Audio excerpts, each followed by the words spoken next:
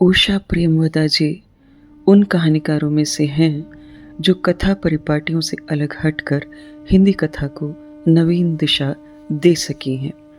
आपका जन्म उत्तर प्रदेश के अति औद्योगिक नगर कानपुर में हुआ था। कानपुर व प्रयाग आपकी शिक्षा स्थली रहा है। प्रयाग विश्वविद्यालय में आप अंग्रेजी की अध्यापिका रही हैं। तदुपरांत आप उच्च अध्ययन हेतु अमेरिका चली गईं। आपने अपने सुदीर्घ और गहन अध्ययन को कहानी के माध्यम से सहज व्यक्त करने का प्रयास किया है। डॉक्टर प्रताप नारायण मिश्र ने आपकी कहानियों के संबंध में सटीक ही लिखा है। नैतिक मान्यताओं का पुनर्निरीक्षण और उसके साथ साथ जीवन की मानवीय स्तर पर स्वीकृति उषा प्रेमवदा की कहानियों में मिलती है। इस दृष्टि से उषा प्रेमवदा की अनेक कहानियाँ महत्वपूर्ण हैं।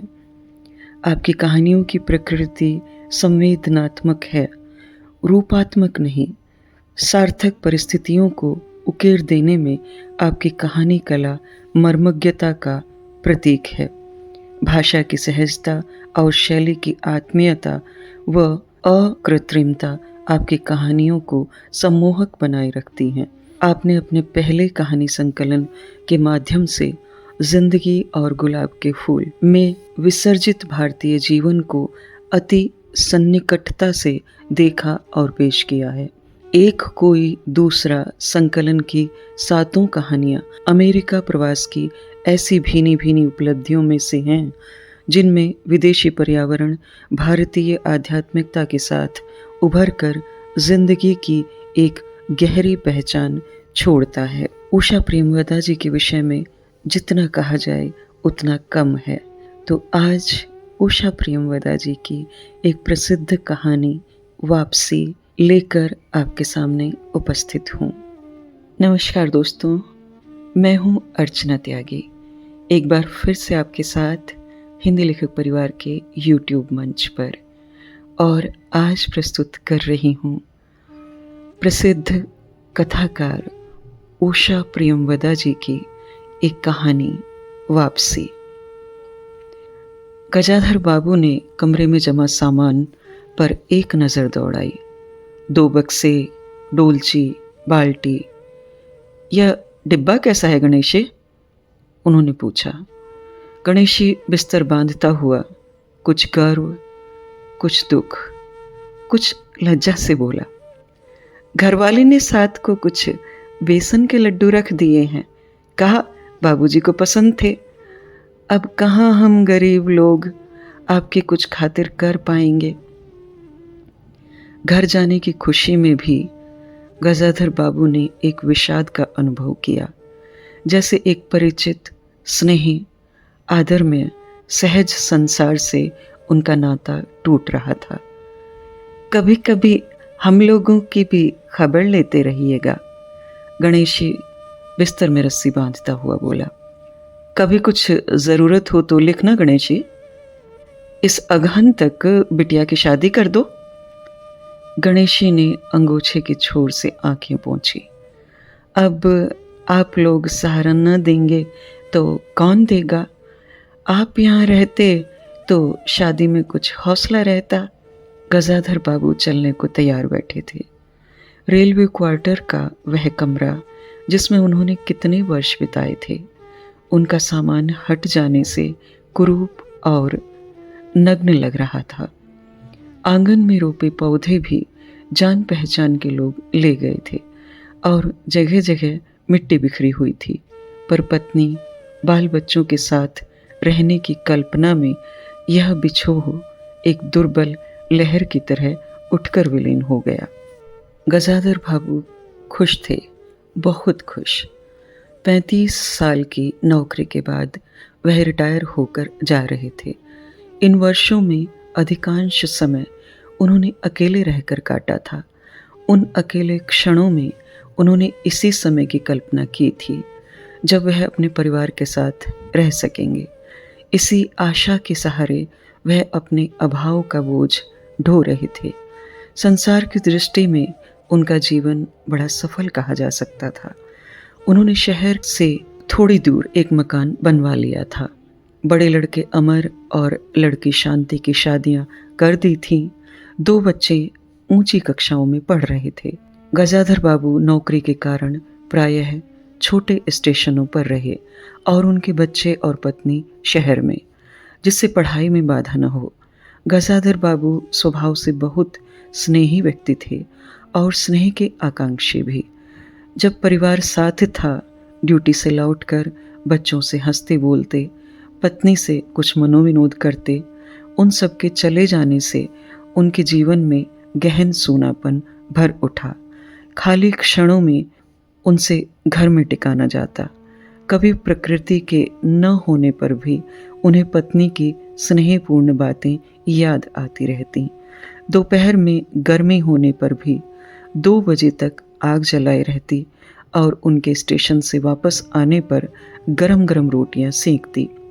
उनके खा चुकने और मना करने पर भी थोड़ा सा कुछ और थाली में परोस देती और बड़े प्यार से आग्रह करती।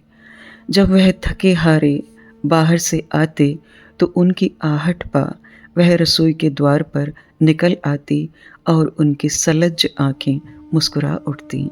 गजाधर बाबू को तब हर छोटी बात भी याद आती और वह उदास हो उठते। अब कितने वर्षों बाद वह अवसर आया था जब वह फिर उसी स्नेह और आदर के मध्य रहने जा रहे थे। टोपी उतारकर गजाधर बाबू ने चारपाई पर रख दी, जूते खोलकर नीचे खिसका दिए। अंदर से रह रहकर कहकहों की आवाज आ रही थी। इतवार का दिन था और उनके सब बच्चे इकट्ठे होकर नाश्ता कर रहे थे। गजाधर बाबू के सूखे चेहरे पर स्निग्ध मुस्कान आ गई। उसी तरह मुस्कुराते हुए वह बिना खांसे अंदर चले आए। उन्होंने देखा कि नरेंद्र कमर पर हाथ रखे शायद गत रात्रि की फिल्म में देखे गए किसी नृत्य की नकल कर रहा था और बसंती हंस हंस कर दोहरी हो रही थी। अमर की बहू को अपने तन बदन, आंचल या घूंघट का कोई होश न था और वह उन्मुक्त रूप से हंस रही थी। गजाधर बाबू को देखते ही नरेंद्र धप से बैठ गया।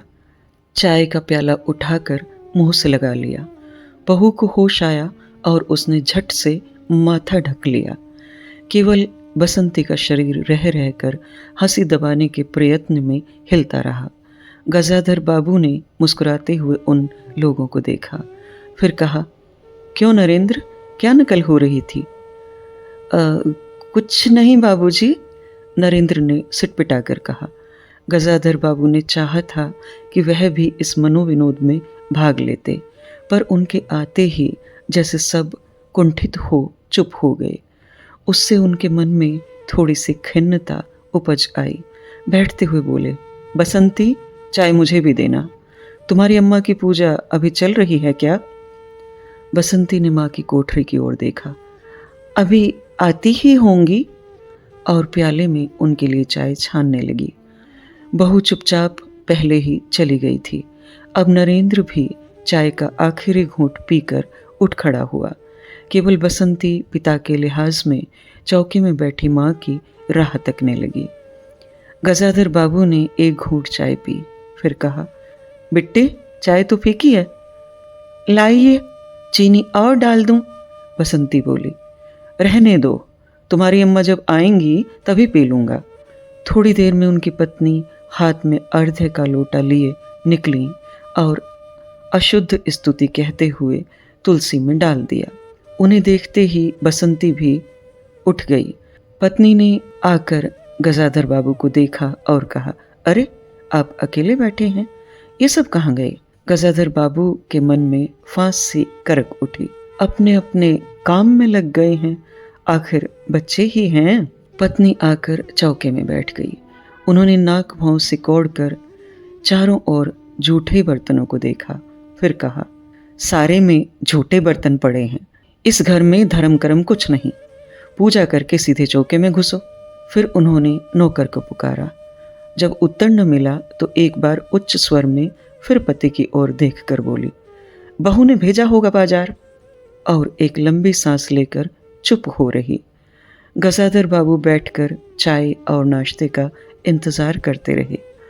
उन्हें अचानक ही गणेशी की याद आ गई।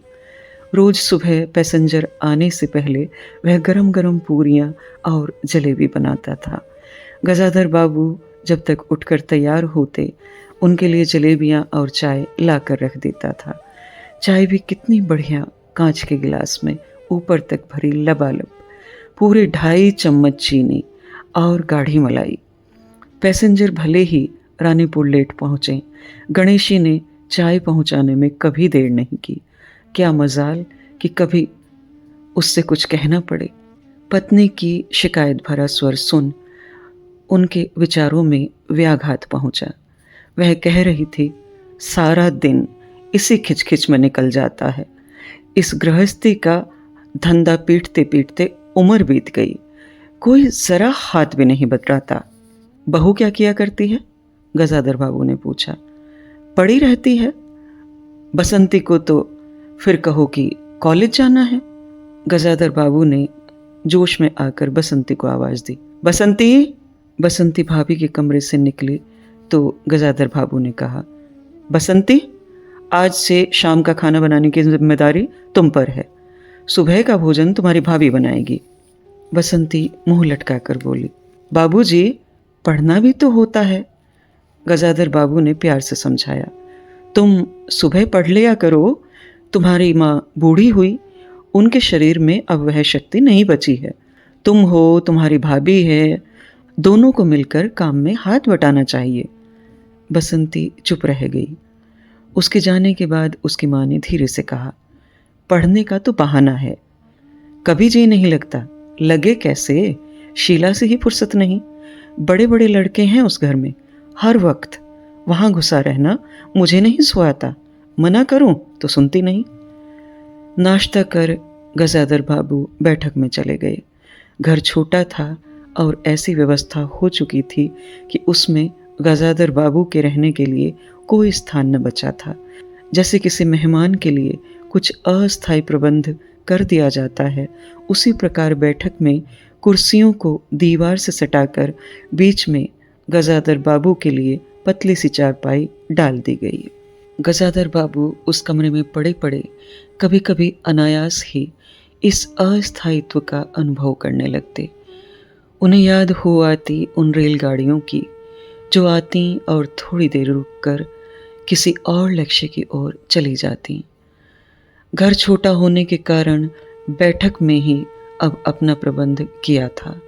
उनकी पत्नी के पास अंदर एक छोटा कमरा अवश्य था, पर वह एक और अचारों के मर्तबान, दाल चावल के कनस्तर और घी के डब्बों से भरा हुआ था। दूसरी ओर पुरानी रजाइयाँ दरियों से लिपटी और रस्सी से बंधी रखी थी। उसके पास एक बड़े से टीन के बक्से में घर भर के गर्म कपड़े थे। बीच में एक अलगनी बंधी हुई थी जिस पर प्रायः बसंती के कपड़े लापरवाही से पड़े रहते थे। वह भरसक उस कमरे में नहीं जाते थे। घर का दूसरा कमरा अमर और बहू के पास था। तीसरा कमरा जो सामने की ओर था, बैठक था। गजाधर बाबू आने से पहले उसमें अमर की ससुराल से आया बेंत की 3 कुर्सियों का सेट पड़ा था। कुर्सियों पर नीली गद्दियां और बहू के हाथों कड़े कुशन थे। जब कभी उनकी पत्नी को कोई लंबी शिकायत करनी होती तो अपनी चटाई बैठक में डाल पड़ जाती थी। वह एक दिन चटाई लेकर आ गई। गजाधर बाबू ने घर गृहस्थी की बातें छेड़ी। वह घर का रवैया देख रहे थे। बहुत हल्के से उन्होंने कहा कि अब हाथ में पैसा कम रहेगा, कुछ खर्च कम होना चाहिए। सभी खर्च तो वाजिब वाजिब हैं, जिसका पेट काट दूं। यही जोड़ गांठ करते करते बूढ़ी हो गई, न मन का पहना न ओढ़ा। गजाधर बाबू ने आहत विस्मित दृष्टि से पत्नी को देखा। उनसे अपनी हैसियत छिपी न थी। उनकी पत्नी तंगी का अनुभव कर उसका उल्लेख करती यह स्वाभाविक था, लेकिन उनमें सहानुभूति का पूर्ण अभाव गजाधर बाबू को बहुत खटका। उनसे यदि राय बात की जाती कि प्रबंध कैसे हो तो उन्हें चिंता कम संतोष अधिक होता। लेकिन उनसे केवल शिकायत की जाती थी, जैसे परिवार की सब परेशानियों के लिए वही जिम्मेदार थे। तुम्हें किस बात की कमी है अमर की माँ? घर में बहू है, लड़के बच्चे हैं, सिर्फ रुपये से ही आदमी अमीर नहीं होता, गजाधर बाबू ने कहा और कहने के साथ ही अनुभव किया। यह उनकी आंतरिक अभिव्यक्ति थी, ऐसी कि उनकी पत्नी नहीं समझ सकती।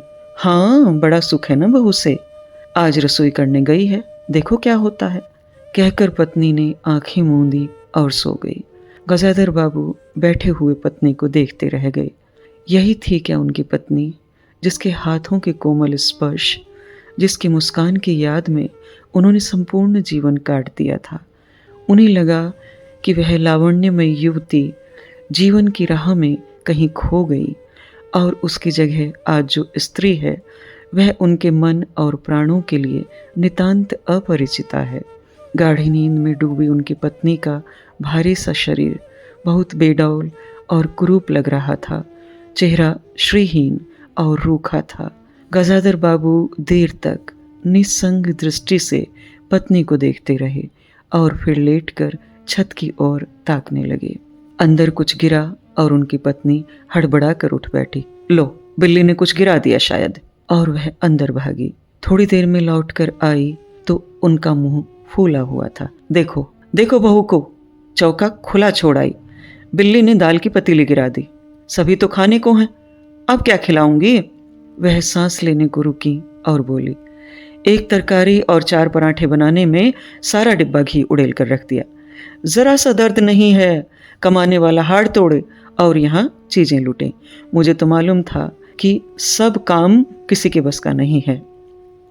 गजाधर बाबू को लगा कि पत्नी कुछ बोलेगी तो उनके कान झनझना उठेंगे। ओठ भींच करवट लेकर उन्होंने पत्नी की ओर पीठ कर ली। रात का भोजन बसंती ने जानबूझकर ऐसा बनाया था कि कौर तक निगला न जा सके। गजाधर बाबू चुपचाप खाकर उठ गए, पर नरेंद्र थाली सरकाकर उठ खड़ा हुआ और बोला, मैं ऐसा खाना नहीं खा सकता। बसंती तुनक कर बोली, तो न खाओ, कौन तुम्हारी खुशामद करता है? तुम्हें खाना बनाने को कहा किसने था? नरेंद्र चिल्लाया। बाबूजी ने, बाबूजी को बैठे बैठे यही सोचता है। बसंती को उठाकर माँ ने नरेंद्र को मनाया और अपने हाथ से कुछ बनाकर खिलाया। गजाधर बाबू ने बाद में पत्नी से कहा, इतनी बड़ी लड़की हो गई और उसे खाना बनाने तक का शऊर नहीं आया। अरे आता सब कुछ है, करना नहीं चाहती, पत्नी ने उत्तर दिया। अगली शाम माँ को रसोई में देख कपड़े बदलकर बसंती बाहर आई तो बैठक से गजाधर बाबू ने टोक दिया, कहाँ जा रही हो? पड़ोस में, शीला के घर।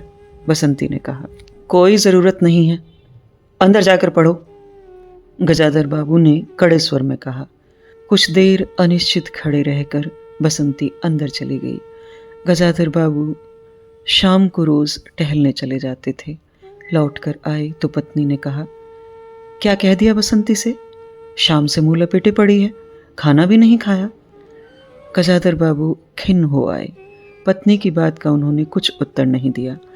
उन्होंने मन में निश्चय कर लिया कि बसंती की शादी जल्दी ही कर देनी है। उस दिन के बाद बसंती पिता से बची बची रहने लगी। जाना होता तो पिछवाड़े से जाती। गजाधर बाबू ने 2-1 बार पत्नी से पूछा तो उत्तर मिला, रूठी हुई है। गजाधर बाबू को और रोष हुआ। लड़की के इतने मिजाज, जाने को रोक दिया तो पिता से बोलेगी नहीं। फिर उनकी पत्नी ने ही सूचना दी कि अमर अलग रहने की सोच रहा है। क्यों? गजाधर बाबू ने चकित होकर पूछा। पत्नी ने साफ साफ उत्तर नहीं दिया। अमर और उसकी बहू की शिकायतें बहुत थीं। उनका कहना था कि गजाधर बाबू हमेशा बैठक में ही पड़े रहते हैं, कोई आने जाने वाला हो तो कहीं बिठाने की जगह नहीं। अमर को अब भी वह छोटा सा समझते हैं और मौके बेमौके टोक देते थे। बहू को काम करना पड़ता था और सास जब तब फूहड़पन पर ताने देती रहती थी। हमारे आने के पहले भी कभी ऐसी बात हुई थी? गजाधर बाबू ने पूछा। पत्नी ने सिर हिलाकर जताया कि नहीं। पहले अमर घर का मालिक बनकर रहता था, बहू को कोई रोक टोक न थी।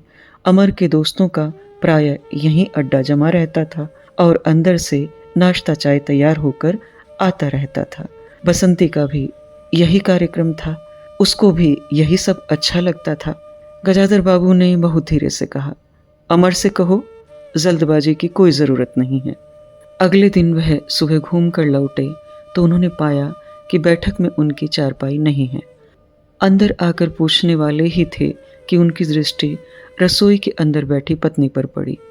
उन्होंने यह कहने को मुंह खोला कि बहू कहाँ है, पर कुछ याद कर चुप हो गए। पत्नी की कोठरी में झांका तो अचार, रजाइयों और कनस्तरों के मध्य अपनी चारपाई लगी पाई। गजाधर बाबू ने कोट उतारा और कहीं टांगने को दीवार पर नजर दौड़ाई। फिर उसे मोड़कर अलगनी के कुछ कपड़े खिसकाकर एक किनारे टांग दिया।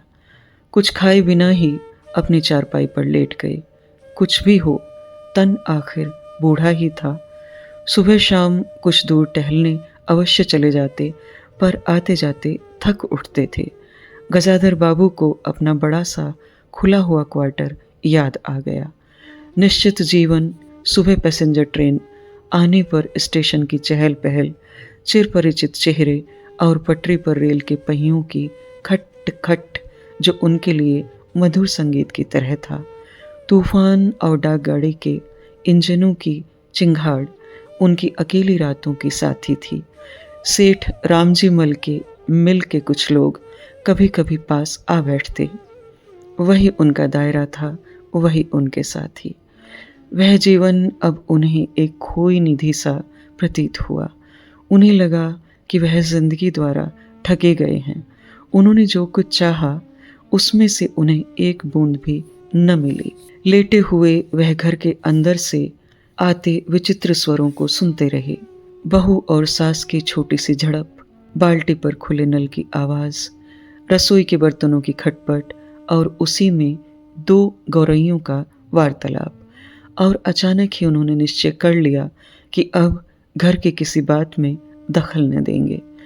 यदि गृह स्वामी के लिए पूरे घर में एक चारपाई की जगह नहीं है तो यहीं पड़े रहेंगे। अगर कहीं और डाल दी गई तो वहां चले जाएंगे। यदि बच्चों के जीवन में उनके लिए कहीं स्थान नहीं तो अपने ही घर में परदेसी की तरह पड़े रहेंगे। और उस दिन के बाद सचमुच गजाधर बाबू कुछ नहीं बोले।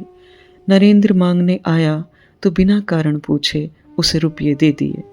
बसंती काफी अंधेरा होने के बाद भी पड़ोस में रही तो भी उन्होंने कुछ नहीं कहा। पर उनका सबसे बड़ा गम यह था कि उनकी पत्नी ने भी उनमें कुछ परिवर्तन लक्ष्य नहीं किया। वह मन ही मन कितना भार ढो रहे हैं, इससे वह अनजान ही बनी रही। बल्कि उन्हें पति के घर के मामले में हस्तक्षेप न करने के कारण शांति ही थी। कभी कभी कह भी उठती, ठीक ही है, आप बीच में न पड़ा कीजिए, बच्चे बड़े हो गए हैं, हमारा जो कर्तव्य था कर रहे हैं, पढ़ा रहे हैं, शादी कर देंगे। गजाधर बाबू ने आहत दृष्टि से पत्नी को देखा।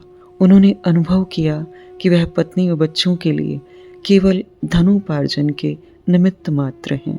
जिस व्यक्ति के अस्तित्व से पत्नी मांग में सिंदूर डालने की अधिकारी है, समाज में उसकी प्रतिष्ठा है, उसके सामने वह 2 वक्त भोजन की थाली रख देने से सारे कर्तव्यों से छुट्टी पा जाती है। वह घी और चीनी के डिब्बों में इतनी रमी हुई है कि अब वही उसकी संपूर्ण दुनिया बन गई है। गजाधर बाबू उनके जीवन के केंद्र नहीं हो सकते। उन्हें तो अब बेटी की शादी के लिए भी उत्साह बुझ गया। किसी बात में हस्तक्षेप न करने के निश्चय के बाद भी उनका अस्तित्व उस वातावरण का एक भाग न बन सका। उनकी परिस्थिति उस घर में ऐसी असंगत लगने लगी थी जैसे सजी हुई बैठक में उनकी चारपाई थी। उनकी सारी खुशी एक गहरी उदासीनता में डूब गई। इतने सब निश्चयों के बावजूद भी गजाधर बाबू एक दिन बीच में दखल दे बैठे। पत्नी स्वभावानुसार नौकर की शिकायत कर रही थी, कितना कामचोर है, बाजार की हर चीज में पैसा बचाता है, खाने बैठता है तो खाता चला जाता है। गजाधर बाबू को बराबर यह महसूस होता रहता था कि उसके घर का रहन सहन और खर्च उनकी हैसियत से कहीं ज्यादा है। पत्नी की बात सुनकर लगा कि नौकर का खर्च बिल्कुल बेकार है। छोटा मोटा काम है, घर में 3 मर्द हैं, कोई कर ही देगा। उन्होंने उसी दिन नौकर का हिसाब कर दिया। अमर दफ्तर से आया तो नौकर को पुकारने लगा। अमर की बहू बोली, बाबूजी ने नौकर छुड़ा दिया है। क्यों? कहते हैं खर्च बहुत है। यह वार्तालाप बहुत सीधा सा था, पर जिस टोन में बहू बोली, गजाधर बाबू को खटक गया। उस दिन जी भारी होने के कारण गजाधर बाबू टहलने नहीं गए थे। आलस्य में उठकर बत्ती भी नहीं जलाई। इस बात से बेखबर नरेंद्र माँ से कहने लगा, अम्मा, तुम बाबूजी से कहती क्यों नहीं? बैठे बिठाए कुछ नहीं तो नौकर ही छुड़ा दिया। अगर बाबूजी यह समझें कि मैं साइकिल पर गेहूं रख आटा पिसाने जाऊंगा तो मुझसे यह नहीं होगा। हाँ अम्मा, बसंती का स्वर था। कॉलेज भी जाऊं और लौटकर घर में झाड़ू भी लगाऊं, यह मेरे बस की बात नहीं है। बूढ़े आदमी हैं। अमर भुनभुनाया, चुपचाप पड़े रहें। हर चीज में दखल क्यों देते हैं? पत्नी ने बड़े व्यंग्य से कहा। और कुछ नहीं सूझा तो हमारी बहू को ही चौके में भेज दिया। वह गई तो 15 दिन का राशन 5 दिन में बनाकर रख दिया। बहू कुछ कहे इससे पहले वह चौके में घुस गई। कुछ देर में अपनी कोठरी में आई और बिजली जलाई तो गजाधर बाबू को लेटे देखकर बड़ी सिटपिटाई। गजाधर बाबू की मुख मुद्रा से वह उनके भावों का अनुमान न लगा सकी। वह चुप आंखें बंद किए लेटे रहे। गजाधर बाबू चिट्ठी हाथ में लिए अंदर आए और पत्नी को पुकारा। वह भीगे हाथ लिए निकली और आंचल से पोंछती हुई पास आ खड़ी हुई। गजाधर बाबू ने बिना किसी भूमिका के कहा, मुझे सेठ रामजी मल की चीनी मिल में नौकरी मिल गई है। खाली बैठे रहने से तो 4 पैसे घर में आए, यही अच्छा है। उन्होंने तो पहले ही कहा था, मैंने ही मना कर दिया था। फिर कुछ रुक कर जैसे बुझी हुई आग में एक चिंगारी चमक उठे। उन्होंने धीमे स्वर में कहा, मैंने सोचा था कि बरसों तुम सबसे अलग रहने के बाद अवकाश पाकर परिवार के साथ रहूंगा। खैर, परसों जाना है, तुम भी चलोगी? मैं?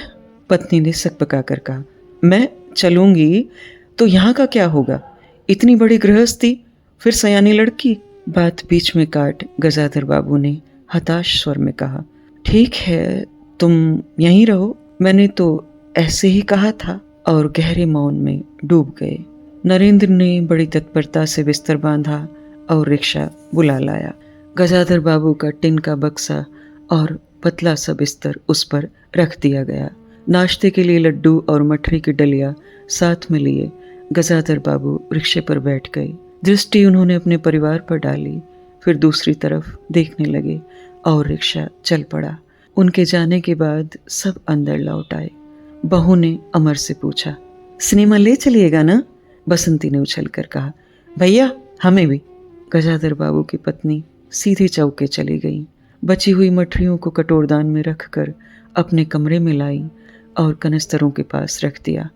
फिर बाहर आकर कहा, अरे नरेंद्र, बाबूजी की चारपाई कमरे से निकाल दे, उसमें चलने तक की जगह नहीं है। यह थी प्रतिष्ठित साहित्यकार उषा प्रेमवदा जी की लिखी एक बहुत ही रोमांचक कथा, वापसी। मैं आशा करती हूँ मेरी आवाज़ में है कहानी आपको अवश्य पसंद आई होगी। कहानी को लाइक करें, कमेंट करें और अन्य साहित्य प्रेमियों के साथ साझा भी अवश्य करें। ऐसी ही और कहानियाँ सुनते रहने के लिए चैनल को सब्सक्राइब करें। मैं अर्चना त्यागी अब आपसे विदा लेती हूँ।